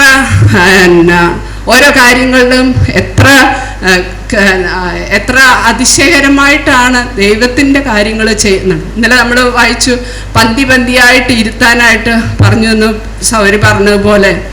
അപ്പോൾ ഏതൊരു കാര്യവും നമ്മൾ ചെയ്യുന്നതിൻ്റെ പുറകിൽ ഉണ്ടായിരിക്കേണ്ട മനോഭാവം എന്ന് പറഞ്ഞാൽ ദൈവത്തിൻ്റെ സ്റ്റാൻഡേർഡ് അതാണ്. നമ്മൾ ഇവിടെ എന്താണ്, എൻ്റെ മാനമാ പോയതല്ലേ, എൻ്റെ എന്ന് പറഞ്ഞാൽ ആ മുട്ടിയ മനുഷ്യൻ്റെ മാനം പോയി, ഇതിനെ കൊണ്ട് മടുത്തു, ശല്യം എന്ന് പറഞ്ഞ അയാളെ പ്രാഗി കാണും. എന്നാൽ എനിക്ക് എൻ്റെ പേര് പോട്ടെ, ആ മനുഷ്യന് വേണ്ടി എനിക്ക് എന്ത് ചെയ്തു കൊടുക്കാനായിട്ട് സാധിക്കും. അതാണ് ആ അതിഥി സൽക്കാരത്തിലുള്ള മനോഭാവം എന്ന് പറയുന്നത്. ഒന്നുമില്ലാതിരുന്നിട്ടും അതിഥിയെ സ്വീകരിച്ചു, എന്നിട്ട് അവർക്ക് കൊടുക്കാനുള്ള എല്ലാ പരിശ്രമവും കഴിച്ചു. നമ്മൾ അതിഥി സൽക്കാരം ചെയ്യുമ്പോൾ നമ്മുടെ മനോഭാവം അതായിരിക്കട്ടെ. അതിൻ്റെ അതിഥി സൽക്കാരം ചെയ്യുമ്പോൾ ഉണ്ടാകുന്ന അനുഗ്രഹങ്ങളെന്ന് പറഞ്ഞത് ആത്മീയമായിട്ടും പ്രാക്ടിക്കലായിട്ടുള്ള ധാരാളം അനുഗ്രഹങ്ങൾ. അബ്രഹാം അതിഥി സൽക്കാരം ചെയ്തു, തനിക്ക് ഒരു മകനെ പ്രോമിസ് ചെയ്തതായിട്ട് നമുക്ക് കാണാനായിട്ട് സാധിക്കും. നമ്മൾ മറ്റുള്ളവരുടെ ആവശ്യങ്ങൾക്ക് വേണ്ടി നമ്മൾ നിൽക്കുമ്പോൾ ദൈവം നമ്മുടെ ആവശ്യങ്ങളെ നടത്തിത്തരും എന്നത്, അതും അൺഎക്സ്പെക്റ്റഡ് ആയിട്ടുള്ള വഴികളിലൂടെ, നമ്മൾ ഒരിക്കലും പ്രതീക്ഷിക്കാത്ത വഴികളിലൂടെ ആയിരിക്കും നമ്മൾ മറ്റുള്ളവരെ അതിഥി സൽക്കാരം ചെയ്യുമ്പോൾ ദൈവം നമുക്ക് വേണ്ടി ചെയ്തു തരുന്നു. ഒരു പക്ഷേ നമ്മുടെ ഇടയിലിരിക്കുന്ന ഈ സഹോദരിമാരോട് നിങ്ങളുടെ അങ്ങനെയുള്ള അനുഭവങ്ങൾ പറയാൻ പറഞ്ഞാൽ നിങ്ങൾ ഒത്തിരി പേർക്ക് അങ്ങനെയുള്ള അനുഭവങ്ങൾ പറയാനായിട്ടുണ്ടാകും. അൺഎക്സ്പെക്റ്റഡ് ആയിട്ടുള്ള ദൈവം വഴികളിലൂടെ നടത്തിയ വിധങ്ങൾ, നടത്തുന്ന വിധങ്ങളൊക്കെ പറയാനായിട്ടുണ്ടാകും. അപ്പം അതുകൊണ്ട് പ്രിയ സഹോദരിമാരെ എന്ന നിലയിലും വീട്ടമ്മമാർ എന്ന നിലയിലും ദൈവം നമുക്ക് തന്നിട്ടുള്ള ഭവനങ്ങളും സൗകര്യങ്ങളും സാധ്യതകളും ഉപയോഗിച്ച് കർത്താവിനെ ശുശ്രൂഷിക്കണം എന്ന മനസ്സോടെ നമുക്ക് നമ്മുടെ ഭവനങ്ങളിലേക്ക് മടങ്ങാം. നമ്മളൊരിക്കലും 2 മാസം കൂടുമ്പോഴോ 4 മാസം കൂടുമ്പോഴോ വരുന്ന ഒരു കോട്ടേജ് മീറ്റിംഗ് കൊണ്ട് നമ്മുടെ ഭവനത്തിലെ ശുശ്രൂഷകളെ ഒതുക്കിക്കളയരുത്. നമ്മുടെ ഭവനത്തെ ഏതെല്ലാം നിലകളിൽ ഉപയോഗിക്കാനായിട്ട് സാധിക്കുമെന്ന് നമ്മൾ ചിന്തിക്കണം.